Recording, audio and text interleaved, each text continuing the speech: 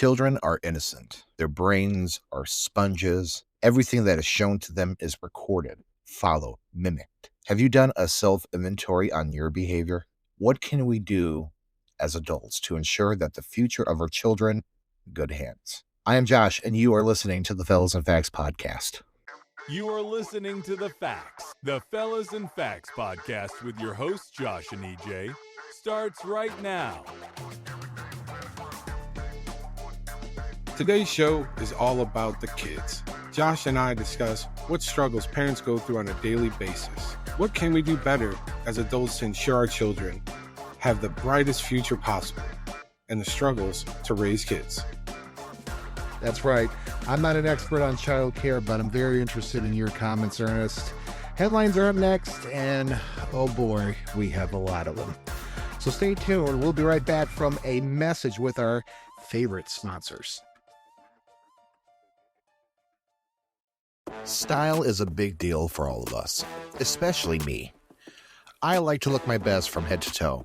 And speaking of toe, I know an incredible individual that her work speaks for itself. Margaret Ray, the owner and founder of Simplest Shoes in Dolton, Illinois, will have your footwear looking from drab to fab in no time. Her unique eye of color and detail is like art that will make your shoes shine, dazzle for days to come, making everyone you know ask where they could get a pair too. All you have to do is call Margaret at 708-953-0015 and discuss the many custom options and designs. Also, give her a like on Facebook at Simplest Shoes with the Z today.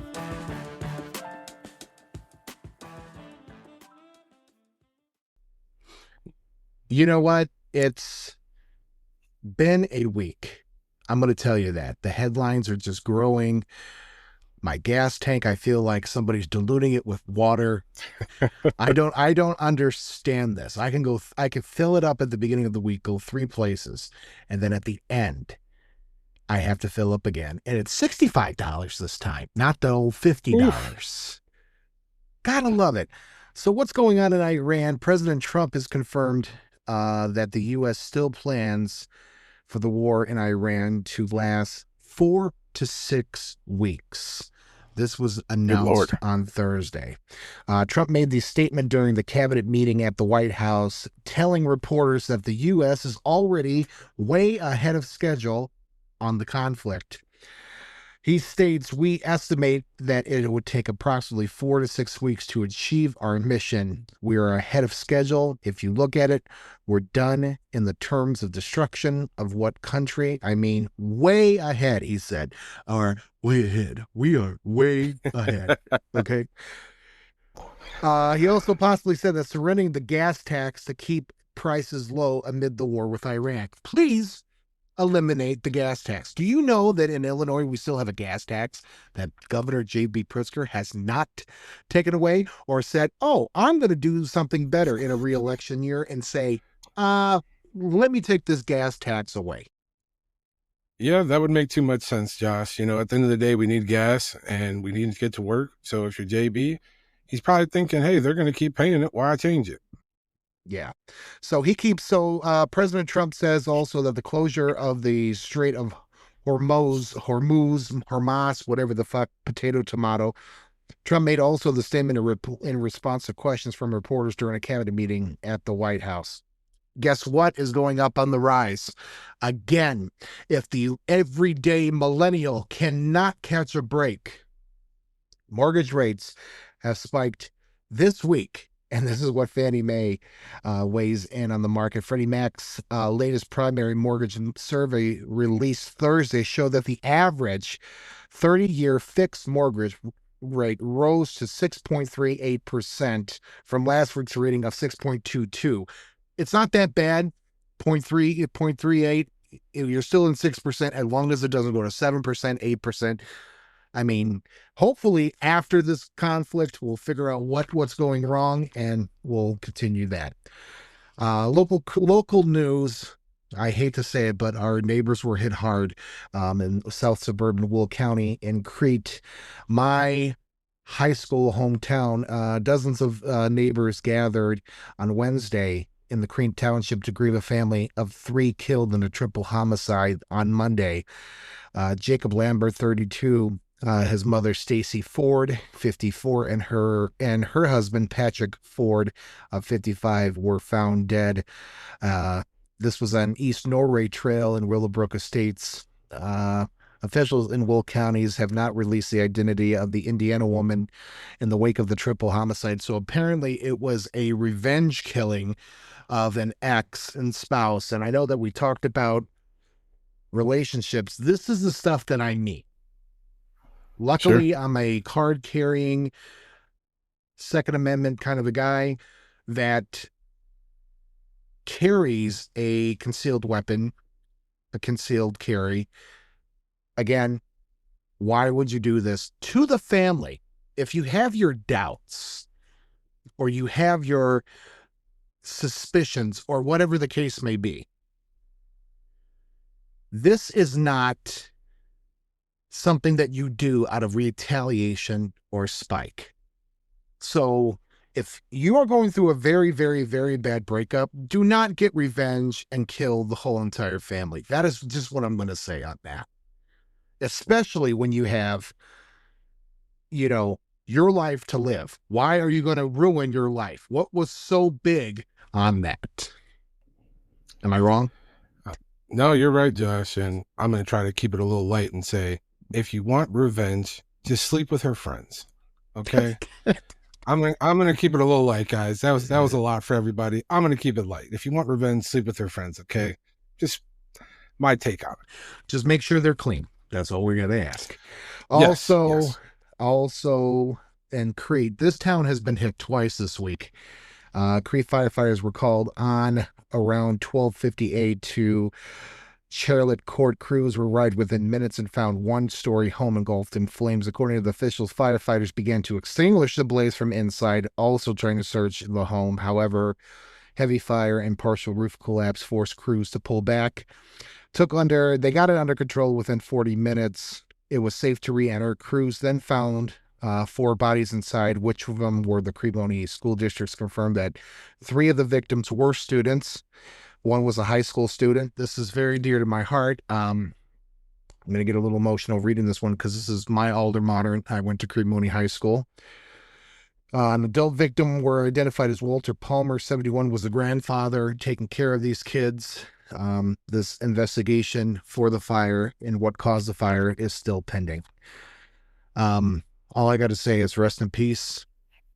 Prayers to the family through the difficult time. It's hard to lose one child, but let alone 3. And then plus the glue of the family. Grandparents are the glue of the family. So I'm not going to speak any more on that. I do wish everybody well. If we were a big enough hit of a show where we could donate, I'm going to donate what I have as much as possible to that community. But if we were bigger, we would get, the whole state and maybe the rest of the country involved to help us out because, again, we have to help each other out. This is what this show is all about. Trying to get together and live a normal, happy life and go through life one step at a time. This is one of those hard ones. We have a lot to talk about. In today's show, we are discussing raising kids. Kids are the future of our lives. They're the future of our adult lives. Many of us who were raised well are now that generation to help our grandparents out, help the older folks. We are the future of our nation, and we have to do our kids the same way. And we're going to discuss the struggles. Even though I don't know a lot about childcare, like I mentioned earlier, Ernest is going to comment a lot about raising a kid and the struggles and tribulations as to this precious gift. So stay with us. We're going to get our last sponsor in, as always, so we can have a nice, long discussion. We'll be right back. Style is a big deal for all of us, especially me. I like to look my best from head to toe. And speaking of toe, I know an incredible individual that her work speaks for itself. Margaret Ray, the owner and founder of Simplest Shoes in Dalton, Illinois, will have your footwear looking from drab to fab in no time. Her unique eye of color and detail is like art. that will make your shoes shine, dazzle for days to come, making everyone you know ask where they could get a pair too. All you have to do is call Margaret at 708-953-0015 and discuss the many custom options and designs. Also, give her a like on Facebook at Simplest Shoes with a Z today.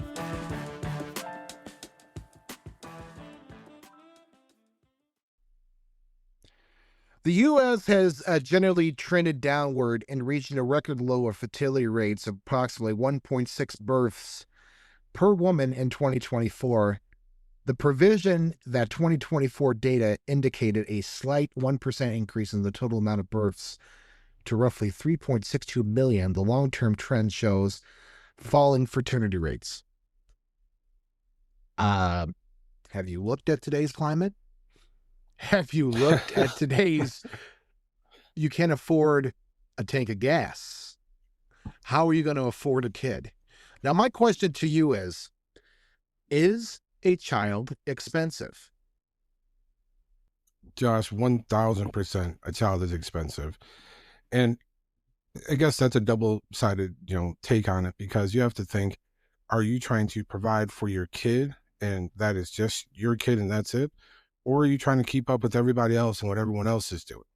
You start making competitions within your own head sometimes that will actually make your child, care stuff more expensive. If you're okay with going to Walmart and buying your kids some cheap Crocs, then that is fine. And that is what you should do. But if we're trying to keep up with the kids in the other schools that are wearing the Jordans and the Nikes and everything else, well, indirectly, you've just made raising a child even more expensive, right? You have the debates on which school to go to, Catholic and private versus public. And, again, you're keeping up with the Joneses sometimes. But at the same time, you want to make sure you provide for your kid. So all in all, yeah, it's expensive, no matter if you're just providing because that's what you think your child needs, or if you're trying to keep up with what everyone else is doing, it's expensive. No, I was looking at our rates for insurance, and every year, if you pick your insurance, what plan you want to take, you look at the family care plan, and it's high per person. It is like, Yep. when do families get a break? Now, I get that there's child tax credits out there, Sure. but does that help a lot? Because you have to put the money in first and then wait for the tax refund. Correct. So I believe I think you get 4,000 per child, something around that number. So when you really think about it, does it help? Sure. In the sense that by the end of the year, you have something. Absolutely. I do not judge anybody on how they apply that credit to their lives. I don't care if you're taking the family on a vacation, you're catching up on your own personal bills, you're buying a new car. I really don't care. I don't judge people for that, because at the end of the day, hopefully you're spending all this money throughout the year that you deserve some sort of break. Is the $4,000 enough to call a break? Honestly, I don't think it is. You're going to be upside down no matter how you spend it. Mm-hmm. People say, oh, well, you get more kids. You have 8 kids. Well, you got, however much that is, 32,000. I don't know the math on it. But nevertheless, sure, that's a significant amount of money. But how much money did you actually spend throughout the year? We have the government assistance and things like that. So yeah, maybe if you're on government assistance and your cost is low and your rent's low and everything else, sure, $4,000 might be, a significant thing for you because your cost of living is already lower. But for the average person, probably not. I was just talking to my parents about it, Josh. They were saying, you got to manage your money better. I said, I agree, but I got a lot of debt compared to the debt that they had growing up, right? And, they're like, well, your tax write-off for your child is so much higher than ours was back in the day. But also my cost of living is higher than yours was back in the day. So yeah, I don't think that helps as much as people think it does. No, and I think a lot of the older generation don't understand that things are different now. Wages haven't gone up. Back in the day, you could afford a $130,000 house, have only one parent work, and then you would do anything in your possible in life possibilities to make sure that your child was taken care of, and costs were down. Yep. across the board. Groceries weren't the way they were. Gas prices weren't the way they were. Housing prices, people are renting more because they can't. And people are like, well, you need to save. You pay a mortgage if you pay in the rent. Well, where am I supposed to live? And that's a different discussion for a different day. But that is my thought on why I do believe some of the tendencies and some of the reasons why men are not having kids at this time. But there's also this delayed motherhood. Women are having children later in life, with many millennials having children at a similar lifetime rates to older generations, just on a delayed timeline. So that means, okay, what that means is possibly that the mother is in her career, has to work, and then later on we're having kids. I'm 30 years old right now, don't have any kids, but I know somebody who is 24 has a child. Some of them even have 4 kids at my Yep. age by this time. So, and then what we touched on, economic factors, rising costs, particularly housing, are significantly contributing into the decline. Demographic differences, birth rates vary by group, with higher observed among Hispanic, non-Hispanic, Black, and non-Hispanic, Native, Hawaiian, Pacific Islander populations compared to non-Hispanic white women. Declining teen births, a significant driver of long-term decline, has a sharp drop in teen pregnancies. That's good, because what was the number one thing that they taught us in high school was glove, no love. If you didn't have no glove, no glove. You practice safe sex. Great. But I think it's also that, it's an abortion time. And not trying to say anything about the sensitive topic, but, I'm a Catholic, and Catholics do believe that taking the life of a child from abortion is against all rules. I hate to say this, and I don't have a vagina, and I really can't really comment and say, well, this is what I believe and this is what's right. But I do think that if you're having abortions, rape, incest, medically necessary, 3 categories that you have. Yep. Some of them do speculate, okay, well, I can't afford it, I'm going to take, an abortion. But then does that come with the factor of responsibility? So it's kind of like a gray area if you touch on it. Sure. I do believe, yeah, go ahead. Well, for me, my sister, we were adopted from 2 different families. We weren't coming from the same family. So, I'm not going to necessarily say my stance on it, but, I wouldn't be here if my birth mother chose, like, hey, I can't afford it. She was young. I think she was a senior in high school. I think my father was a freshman or sophomore in college. So it's like, I wouldn't be here to this day if they chose to go that route, because she was young, he was a little older. They didn't have any money because they were spending their money on college. So, they made a decision to go ahead and put me up for adoption. And I think it's also a little ironic that it's very tough to adopt a child, but then there's so many abortions going on at the same time. So I just find that an interesting statistic. If there's people that are willing to adopt, why do we make it so difficult? And why do we not present that as an alternative, right? Again, medically, I get that. Everything else you had mentioned, I get all that. But there is another option. One of my best friends, I'm actually going to be going to his wedding. He was adopted. So again, there is that option. And I just don't know why we don't really talk about it. We just give the simple, hey, you can get an abortion, my body, my choice, no problem. But there is another route as well. Oh, I get on that. I feel that if it's great to adopt, I think adoption is necessary, but I do think the system is kind of broken a little bit. If you take a look at it with, protecting children, Sure. The Department of Family Services, DCFS, I think needs to go. I think the whole system needs to be rethought of, demolished, and start fresh. Okay, if you're going to have a company or a government department enforce it. There were some cases where DCFS would come in and the children are living in scum conditions and they said it's still suitable. Excuse me, what? And then you Yeah, have all these I hear that. social workers that have supervisors, that supervisor has a supervisor. I was watching this old clip of Judge Judy, Judge Judy Shineland, the New York little feisty One one. of my favorite shows. Yes. Absolutely. So she actually is the same way that she was on TV, even though she's getting paid better for it now. They did a report when she was in family court, and she was like, this is what I fight against.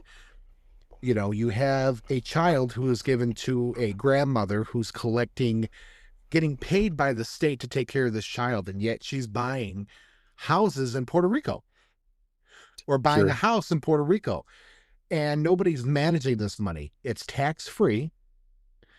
They can do whatever they want. Does the kid benefit? No, because guess what? The kid is either let loose on the streets, raising havoc, getting into trouble, drugs, gangs, whatever you name it. And there's no accountability because the mother's either in jail, dead, the father's not non-existent.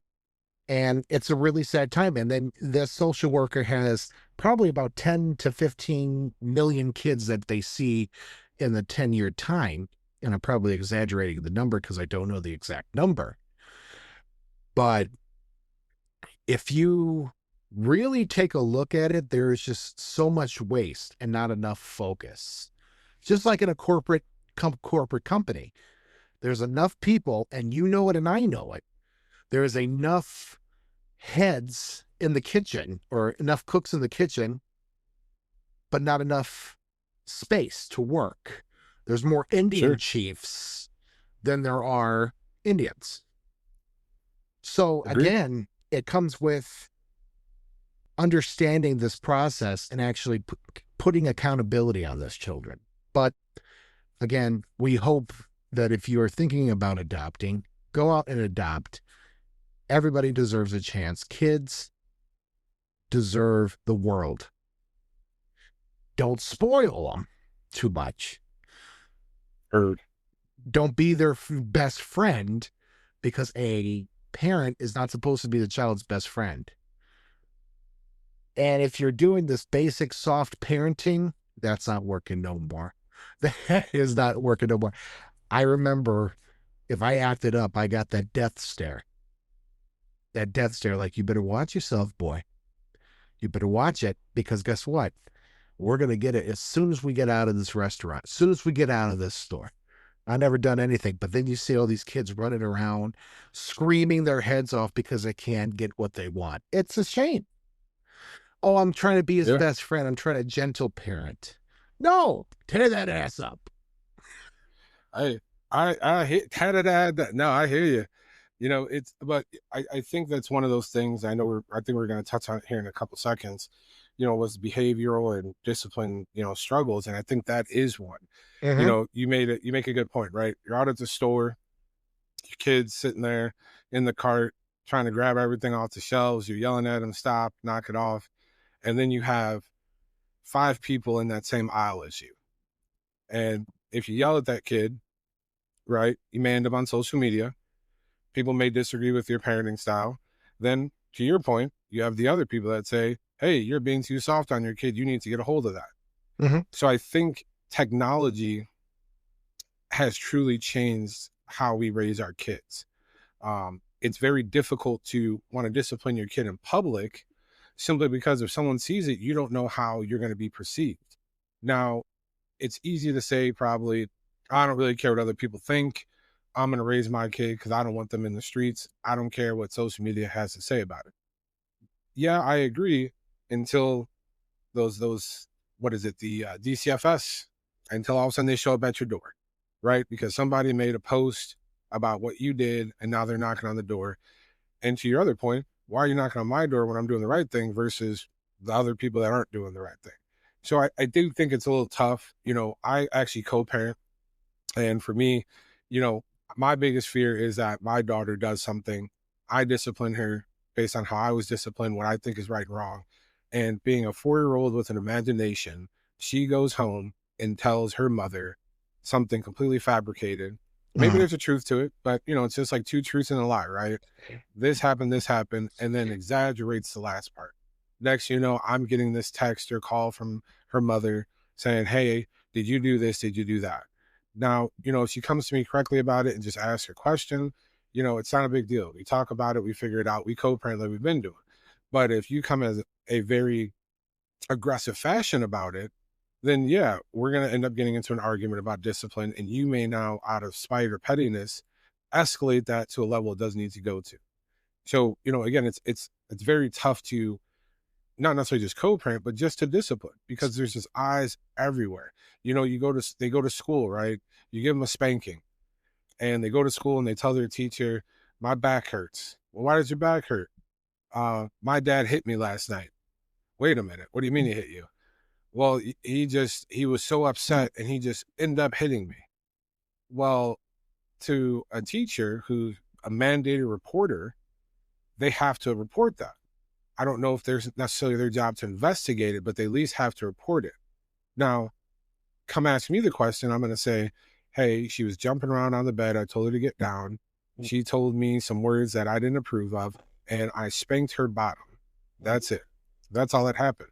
One, why do I have to explain that to you in my own household, what type of discipline I do? And two, you being a mandated reporter, now, like I said, you got people knocking on my door asking me questions about a simple discipline. So yeah, behavior, discipline, I mean, it's tough. Even if I was in the same household as her mother, I don't truly believe that we would agree to the same things, right? There's no way I can sit there and yell at my daughter without her mother saying, "Chill out for a second." That's just not something, and there's good cop, bad cop, like you said, being her friend, not being her friend. I made it very clear to her, even at a young age, because she's so smart. I'm not your friend. I'm your dad. We can do buddy buddy stuff, but I am your dad. And if your mother's not going to do the discipline, then I will. But again, that comes with a lot of, you know, uh, I guess, reality of what could possibly happen, even if you just do the bare minimum Right. to discipline. I think that is the biggest struggle that you can as raising your children is those judgers, the people who judge. They look at you and go, "You're a very bad parent." I see it all the time. And you're so right when it comes to social media. Do you know how many people are on TikTok showing, the half side of it? And I think social media has really ruined this country. Yeah, I agree. You got to think, man, it's no different than body cam footage, You got the body cam footage from start to finish, and then you got the bystanders that are taking pictures or videos on their phone. You're only going to get part of the situation. So how do you cope with that? How do you adapt to that? You only get half the story, and a lot of people need to understand this is probably not like it behind closed doors. And I'm that kind of advocate to actually fight for something that I see that is wrong, if I know it is wrong, by reading body language. If I know that the kid is very terrified, like, not doing anything that I seem fit, and then I can probably say it's a catch-22 that, it is not a big deal to say, "You know what, I don't agree with your kind of style." Let me take this back. You could say, "Well, your views and my views are different of how I raise my kid." I Sure. could say, "Yeah, I don't think that's agreed. Can you take my word for it? No. Do you need to, agree with me? No." But I look at the body language. If I see that the kid is not doing anything wrong and is still getting hit, like Precious, the movie Precious, very, very, very hard movie to watch. Or you see a kid that's just asking very nicely, being very polite, and getting smacked or hit or whatever the case may be. That's when I step in. With social media, you only get half the story. So maybe this kid was being a very big brat, talking disrespectful, and he deserved to get a smack on the bottom. Now, do I believe getting punched in the face, slapped multiple times, that's abuse? I agree. Sure. Wholeheartedly. But a little smack on the bottom, everybody deserves a tap on the ass once in a great while. Sure. Even as adults, we deserve a little tap on the ass here and there. Well, You I know? don't know about your home life there, buddy boy, but All right, settle down. I'm going to Settle tell you down, something. I'm okay? going to say, okay, yeah, we're going to get that is you. That is on you, on what you want to do. But again, as an adult, I don't like my ass smacked. Stay away from my ass. All right, fair enough. All right. Raising children difficulty. We see that emotional and physical exhaustion. I can't speak today. Today is it was a rough day at work. So if I mess up on some words, emotional and physical exhaustion. Okay. How many times have you left the office and go, oh, I got to take care of my girl, my baby girl, but I'm glad I'm doing it. What keeps you going? Literally, what keeps you going every single day after getting smacked in the face at work with all the problems, all the fires? What keeps you going day to day? Honestly, just the love that I have. You know, when you have a child, you sign up, whether it's directly or indirectly, you sign up to take care of a life, and you realize that they depend on you, and you have no choice but to keep driving, keep getting through the day, regardless of what you have going on.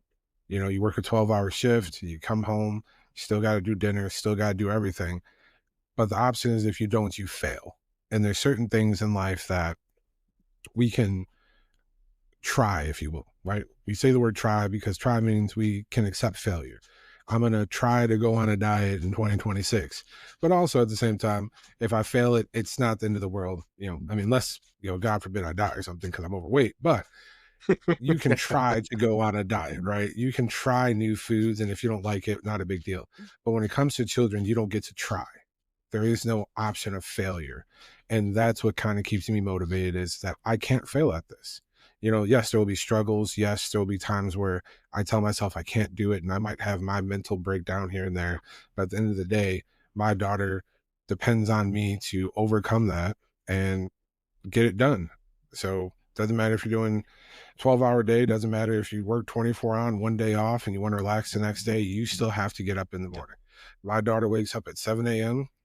It doesn't matter weekends, doesn't matter daylight savings. She's getting up at 7 a.m. She depends on you to be up at 7 a.m. because she needs breakfast, she needs this, she needs that. You got to get it done. You don't have a choice. Now, as they get older, things get a little different. From what I hear, they get a little bit more, self-sufficient or whatever the term is, and they'll be able to, get their own breakfast in the morning. No, you got the right word. You got the right word. It was self-sufficient. And they can be a little bit organized, make their own cereal. You're not expecting them to make a full course breakfast with, side of bacon on the side, please, extra crispy. Well, when does that happen? Because, man, I would, between the job that I have and between the daughter, there is no sleeping in. So hopefully I get a day where there's just breakfast brought to me in bed. What age do you get when Father's Day is about you, actually, and you don't get the ties anymore and the handmade cards that are colored outside the lines? When do you get the kid that wakes up and says, I'm going to cook Dad breakfast? What age does that start? An age that you don't want, because then your little girl is not your little girl, or your little kid's not your little kid. Oh, God. Am I wrong? Oh, God. Yeah. I mean, I'm not even a father yet, and I dread my kid going to college. It's like I have those thoughts, because I'm watching, and it's the craziest thing, because I see my best friend with her kid, and we just celebrated her becoming one. From the moment that I met this little baby, holding her in my arms, her eyes not even open, smiling with no teeth.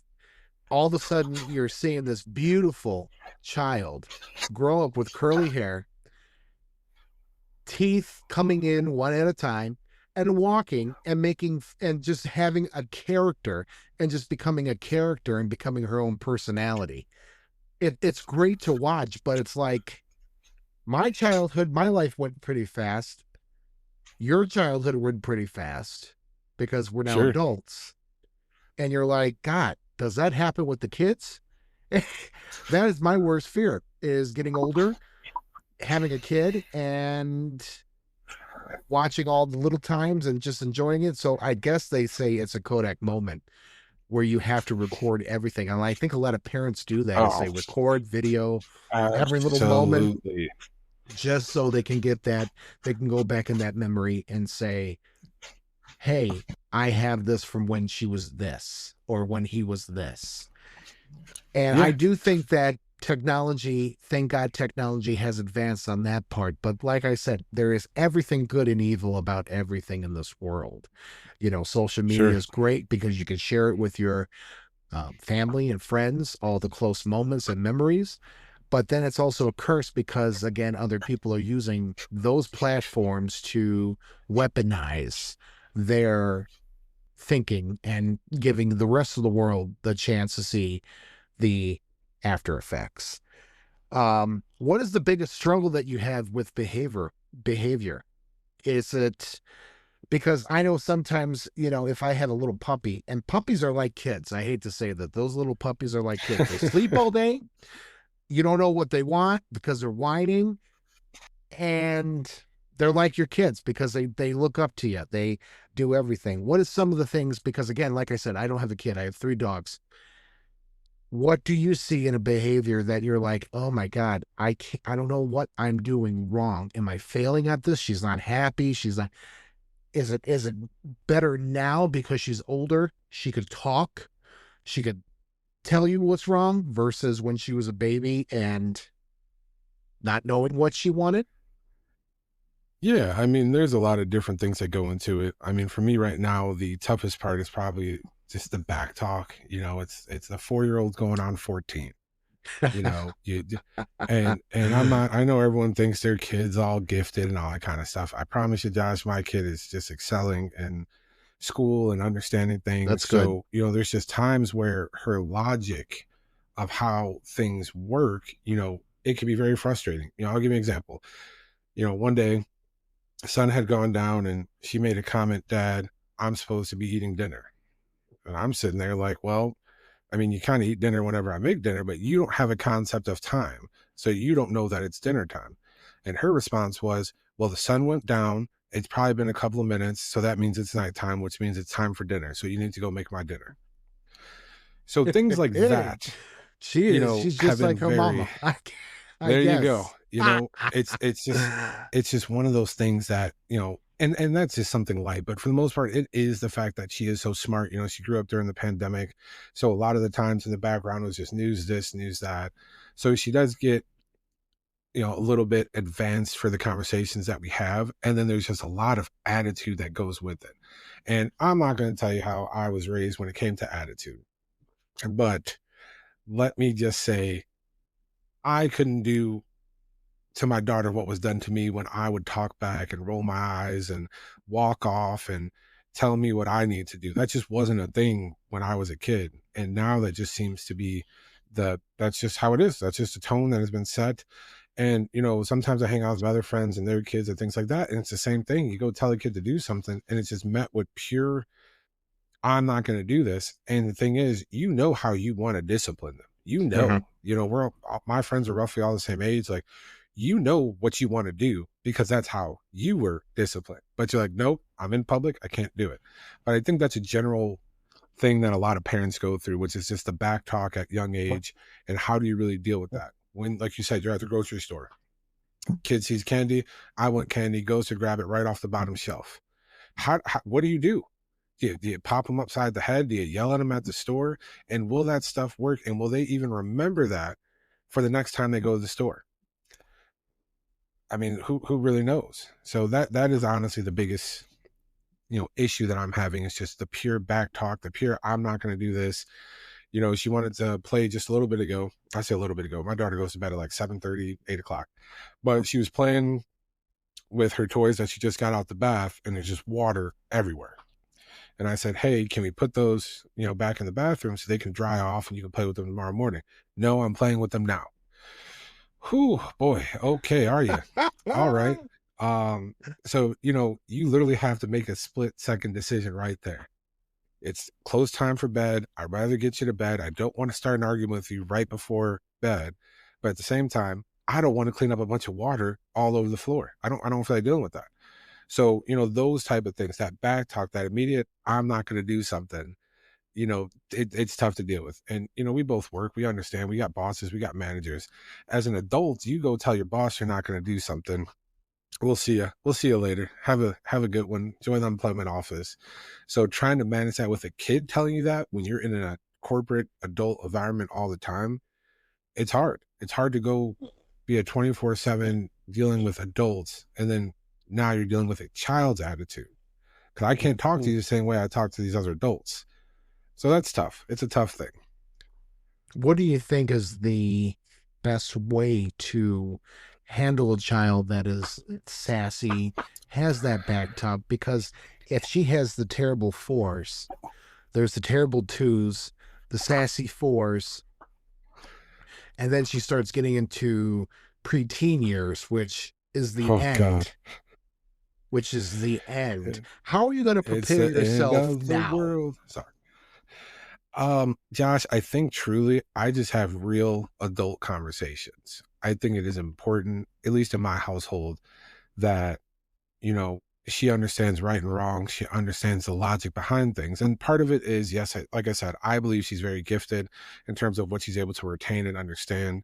So I try to give her the reason why. She doesn't ask why all the time, but I feel like it's important to give kids the reason why something is the way it is. And I think that will set hopefully a foundation for as she gets older. Going to school is one thing, and being able to study, anyone that tells me that they're smart, I usually just say, well, that just means you studied for a long time. You stayed in school long, you retain information after you have to keep rereading it over and over and over again. But I think there's the street smarts of things. There's the real world of where you live at and what you're doing.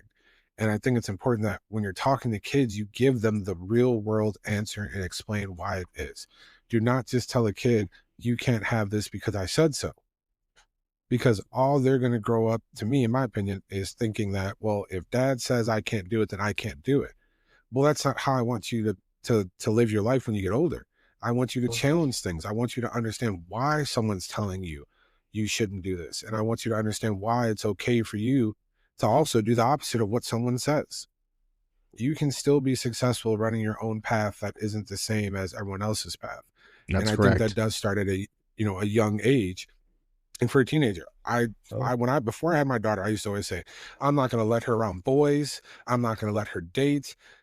I was a teenager, Josh. I was at the college. Okay? We all know that. Listen, I am scared to have a daughter, like absolutely scared, because I know there's guys like me, not now for everybody, not now. I'm a good guy now. But there was a point in time where there was guys like me running around doing things they shouldn't be doing. So that being said, it is important to let her know she can make her own decisions when she gets older. And this is why I'm saying you shouldn't do this, but here's why it's okay if you choose to do this, and just come talk to me. Let's have adult conversations with a 4-year-old going on 14. And if I'm giving advice to other, parents, have the conversation. Do not be the "cause I told you so" parent. Don't be the parent that they fear. Be the parent that they can come to and have a real discussion about their emotions and the decisions that they want to make. That was some of the things that I said before, was if you're an over-controlling parent, you're going to get a very deceitful, not honest, dishonest child. Because the more that you push, the more distant they get. And the biggest thing that they have is, of course, they're going to do the whole, once again, the preteen years and high school years. They're going to go to their first high school party. They're going to start dating. They're going to start experimenting. I hate to say it, that's my fear in life. But sure, what would your reaction be if your daughter let's just say in 10 years or 12 years, because she'll be 16 and 12. She comes home and says, Daddy, I had sex for the first time. Sheesh. Sheesh. Tough Yeah, question. take a swig of that whiskey right yeah. now. Oh boy. Honestly, that literally is my fear. You know, I used to always say this and I was ignorant, and I don't necessarily believe in it now. But my biggest thing was, and I'm going to quote Kindergarten Cop: "Girls have innies, boys have outies." It's actually And boys have penises and girls have vaginas. I'm not there yet. I'm not there yet, Josh. We're not. You know, if I have to go to the bathroom, like even earlier today, like I had to go to the bathroom. My daughter was in the bath, and I literally pulled the curtain shut, and I said, "Daddy's got to go to the potty." That's how we talk in this household. We used to still say the word potty. We don't say penis. We don't say vagina, but we hang out with other people that use it, and they want their kids to understand that. But they also have boys. I don't. So there's just certain things I feel like I need to shield her from until we're ready to have that conversation. And I'm not ready for that. But 16-year-old daughter comes to me and tells me that I think that the relationship that I've built with her now, we can have that conversation. Well, what do you want to talk about? Was it painful? Do you want to, do you need to see somebody about it? Do you want to talk to me about it? Do you want to talk to her? Like, who do you want to talk to about it? Did it feel comfortable? I would actually engage in that conversation with her, because I think it's important. Because if I steer her in the direction of, I don't care, well, then she doesn't care. She keeps doing it. If I steer her in the direction of, I'm mad, then she's probably going to keep doing it, because now she knows that that's something that will get under my skin. So I think the best option is just to have an open conversation about it. And if I'm not comfortable enough, or I would even argue I'm not mature enough to have that conversation, she has a mother, I have a girlfriend, we can all sit down and talk about it. Two women can absolutely have that conversation. I will be there in the room just to say that I'm here for you. I don't necessarily have to speak about it, but there are different things that you can do. For me, I'm certainly not ready for that, but I know that I can have that conversation because I have to have it now. Like I said, pre me actually having a daughter and knowing that I was having a daughter, I didn't want to have to wipe her. I didn't want to have to bait. I didn't want to have to do anything just thinking like, I don't, ew, gross, girls, yucky. Like, that's how I was. I was immature about it. But once you put on your father hat and you realize, like, okay, this is my daughter, I have to be there for her, I have to protect her, you're going to have some very uncomfortable conversations. And I think part of the theme to me of this podcast is, you got to get comfortable with the uncomfortable. You got to have the conversations. And I'd be a hypocrite if I say, well, no, I'm not going to have it. I'm going to yell. No, I'm going to have the conversation. I'm not going to enjoy it. I might, go ahead and pour myself a tall glass of whiskey and we'll talk about it. But got to have the conversation. Got to be open. Got to, talk about life experiences. Don't shield them from everything. Yeah, I think kids are having a very tough time. We touched on bullying. Kids are going through it way more than we did. They're doing the whole sexting thing. And it's all about cause and effect and consequences. So I think the biggest thing that, my dad used to ingrain into our head was, if you drink, you drive, you get in touch, you get in, in contact with the law, you respect the law, whatever the case may be. You drink, you drive, you lose, you die, you don't wear your seatbelt, you party with the wrong people, you get into trouble. And that stuck with me because that was the biggest worries when I was around my friends. Oh, we're going to get caught. Oh, we're going to get arrested. Now, you have a daughter you're trying to protect. Like you said, you were a male, a boy, a young adolescent, going through this and understanding, hey, I'm doing this to other parents, girls. Girls are also getting involved with that too. And you're like, oh God, it's going to be 10 times worse, because every time I hear this famous saying, your kids are going to be 10 times worse than you were when you were a kid.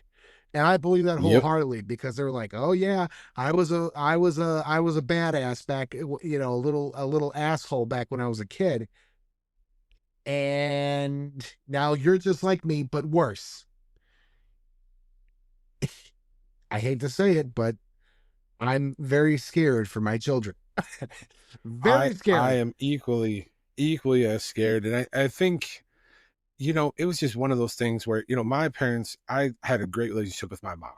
I told her everything. I didn't necessarily get into the sexual things about what I was doing, but I was open and honest about everything. If I was underage and I was drunk, I let her know.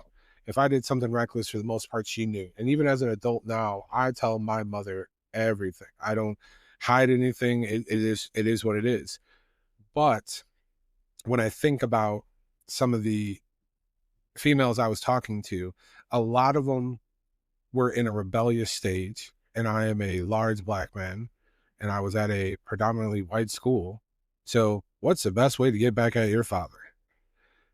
Talk to old Blackie down the street. I'm just saying, Oh man. Yeah, you can edit that one out if you want to. But my point behind it is that, yes, there's going to be a rebellion phase for my daughter. And I think the best thing to do is support her in whatever decision she makes. I think the more that I push her away and try to think about my past as a teenager and as an adult and the things that I was doing with someone else's daughter and things like that, I think if I try to shield her from that, I think it will just get worse. So again, I go with the theory of, if we talk about it, and I don't know about how, you were as a teenager or whenever you started drinking, but, my biggest thing was, a lot of my friends' parents were like, just do it at our house. We'd rather you do everything here where I know it's safe and there's less of this going on and less of that going on, but at least I know you're doing it under my roof, right? Right. I don't know if I'm going to be that type of parent. I haven't figured that out yet. I don't know if I would be okay with my 17, 18-year-old daughter and her friends drinking in my basement. And I know the thought process of, oh, well, at least she's safe in my house doing it. I don't know if that's the best strategy. I have no idea. But I know I had a lot of fun. And yeah, it was a safe thing. Like, my parents never worried about where I was. I can come home 2:00 in the morning and they knew I was at this person's house, this person's house, this person's house, this person's house. And I'm sure my parents and their parents talked about the troubles and things that we were Yes. getting into. They definitely had conversations that we probably didn't know about, but it was still a safe place for us to go. So I say that now, yeah, I'll open up my basement to my 16-year-old, 17-year-old, 18-year-old daughter and her friends. I say that now. If we're still doing this podcast when she turns 16, I don't know if I'm going to have the same take on everything I'm saying right now. I just want to let the record show. I'm going to say this. I'm going to say this. You got a basement. The parents are upstairs. Your dad may come down once. Your dad may come down once in a great while to check on you, but you actually you be the lookout. Don't tell me you didn't do that at somebody else's house. Lord. Come on, man. I can't talk about you open have to go things back. like that. No, I'm not saying discuss it. I'm saying go back to that thought process and be like, holy shit, she's probably making out with the dude probably playing spin the bottle. I gotta get down there. Hey, turn the lights back on. So I'm trying to avoid that, because I'm not trying to give you gray hairs. I'm not trying to give you any gray hairs. Already got him. And that's because of work, and I get that, but I'm not trying to give you any more gray hairs that you should with thinking about this and going, oh God, maybe I'm not ready to be a father. No. My thought is, again, it's something that I'm going to have to deal with. It's one of those things, like you said, I know the moves. I know hey, are you cold? Let me grab you this blanket. The movie picture, we should turn off some of these lights. I know all the moves. And I'll tell you what's really not ironic, but funny, Josh. So my dad commanded the living room. Like, he commanded the living room. That was his room to watch TV, do whatever he needed to do. So when I had people over, well, where am I supposed to entertain these people? So I would entertain them in my room. And I remember my dad, one day, I hear the footsteps. And mind you, we weren't doing anything. It's just literally watching a movie. And that man kicked down that door so quick. And I know why he did it, because I look back on it now. Well, you're trying to stop anything before it happened. But, we're smart. We figure out things now. Well, now I know that my house has 13 steps before you get up to the very top, right? And, we think about all these things when we're trying to get away with something, We got 2.2 seconds to kiss and get some tongue before he comes up here. It's amazing how many what we apply ourselves to as kids when we really want something, but as adults, we're kind of just like, it'll get done when it gets done. I I hate to say this, but I'm actually very, very, very excited to one day becoming a father. And the trials and tribulations that we have now as young adults, especially single adults, you see a lot of single mothers out there looking for the next thing. And it's like, okay, well, what happened to the other relationships a little bit? That's kind of scares me because then it's not my kid and I can't have a say in discipline. I can't have a say on their future. I can't have a say on what it was. I see a lot of great stories, like I said, on social media and on TikTok, where kids are asking for their stepfathers to become their real parents and adopt them, which is it's so fantastic. I cry every single time. But it's like, that's my only fear, and I kind of look back at my past a little bit and say, hey, I wasn't the nicest to my stepmom. I kind of resented her. I kind of gave her hell. And what happens if that happens to me? If I get a relationship with a girl, a woman who has kids, 2 kids. My dad's biggest thing was my kids are my world and I'm nothing without my kids. You accept me, you accept my kids too. And that's one of the biggest mottos that I've had now. And I will always, Sure. but one day I will have a kid. And I hate to say this, but this was your show today. This was your day to shine. And I'm so I fucking appreciate it. proud of you, man. You took over this show, and I just asked a few questions just to get the ball rolling. But you took over this show with this is what I'm worried about. My final thought to you is, what do you want your daughter to be when she grows up? Successful, happy. Where do you see your daughter's future at the time period so she kind of doesn't repeat what you've done wrong in the past? Are you going to get her on the right path? Do you think she's on the right path now? You say she's smart. What? Give me your thoughts on that. I think the path that I would like her to be on is just to be herself. I think, for me growing up, I was always having trouble with my identity. And I just hope that she will just be herself and be successful in whatever it is she chooses to do. She has her mother, she has me. Like I said, I have a girlfriend, so she has her. She has so many people in her life, smart people at that, that I hope will take on the academic side of things where I may have struggled at, and I can provide the life knowledge that I have. I think that that's what I'm looking forward to, is that everyone working together to get her to whatever steps in life she chooses to take. And I think she has a beautiful village of people that will help her get there. And, I just want to be the father that she can always call on, regardless.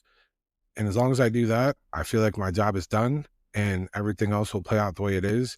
There's going to be bad decisions made, good decisions made, things I may not approve of. But at the end of the day, as long as she's being true to herself, not letting the rest of the world taint her, just like we all experience every day, right? We turn on the news. Now we're worried about this, we're worried about that. I don't want her to live a life of ignorance, but I want her to live a life of being able to do the things that we have to stress about now, right?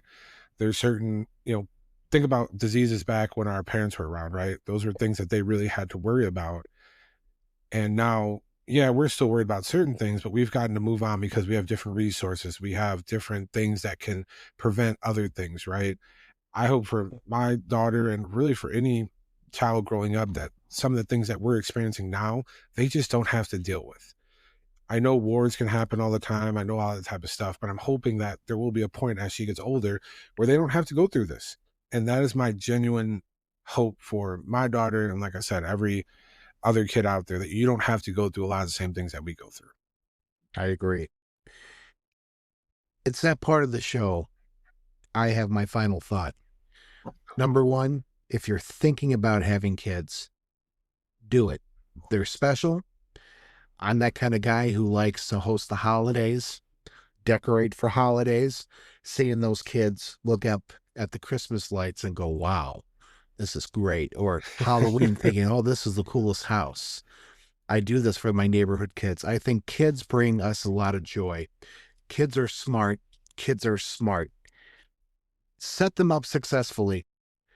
Get them on a savings program. Put it into their 401k or whatever child saving program that you have, so they can be beneficial just in case down the line things start to get rough. Treat your kids with respect and they will treat you with respect. Always remember that if days get difficult with your children, take a step back, evaluate, do a mental inventory, and understand that this is a gift for you. You were the reason why you have a child. They're not mistakes. If you can't have children, there's always adoption. So many kids out there that deserve a better home than what they are. Give every children and child a chance to live, be happy, and let them be kids. Don't put them in adult situations if they shouldn't be. Shield them from the violence if they're young. Shield them from the fear of life. And always, always make good memories. Ernest, what do you have for me? What do you got? I would just say, use your resources. What works in your household may not work for other households. That doesn't mean you can't have a conversation. Doesn't mean that you can't reach out to someone and say, hey, what are you doing in your household with your child? Because my child's struggling with ... You do not have to do this alone. You have the option. Yes, you don't want to fail. That's the biggest thing. You don't want to fail. But the thing is, if you just reach out and ask other parents, you'll actually gain quite a bit of knowledge, and you can try different things. If your child doesn't like vegetables, ask another parent, what do they do? And if that doesn't work, ask a different parent what they do. And somebody will give you the answer and it will all work out. But you can't go in this alone. I know everyone's village isn't as large as mine or as large as everyone else's, but there are resources out there for you to be able to give your child the best. Do not keep up with the Joneses. If you can afford Walmart, then you buy stuff from Walmart. If your child wants to go to a birthday party and this person's got a jump house and all this other stuff, you don't have to get that. You get what's in your means, and you just make sure that your child has a smile on their face. You don't have to do what everyone else is doing. And just remember, your children are the world. Yes, they're going to be a pain in the butt sometimes. Yes, they're going to talk back. Yes, they're expensive. Yes, you have to save money. Yes, to every negative thing you can probably think of. But at the end of the day, they love you. For any time they say they hate you, guess what? They'll go to sleep. Like I said, I think on our 4th episode, they'll go to sleep, they'll wake up on a different side of the bed, and they'll love you tomorrow. Do not take it personal and just keep moving forward. I totally agree with you, my man. Very, very great end of show monologues come from you. And I think this was a great episode. I do think that this discussion had to be had. This was a little bit of a serious one because children are serious. Raising kids is serious. We'll joke around about our stupid adult lives later on in future episodes, but tonight it was all about the kids. I got one more announcement. It's my announcement at the end. We'll be right back after this quick announcement. This is Josh, one of your hosts from the Fellas and Facts podcast. I just want to take the time to say thank you to our fellow listeners, our dedicated listeners who make this show possible. Without you, we cannot do the things that we do. We hope every single day, every single week, when you tune into our episode, you will benefit from it. Get a little bit of feedback, a little bit of help. That is our goal. That is our dream. So let's get to work. This show was a fantastic recollection of children, raising children, the struggles, the tribulations, I'm not even going to say the word. I'm just going to say it's all about the kids.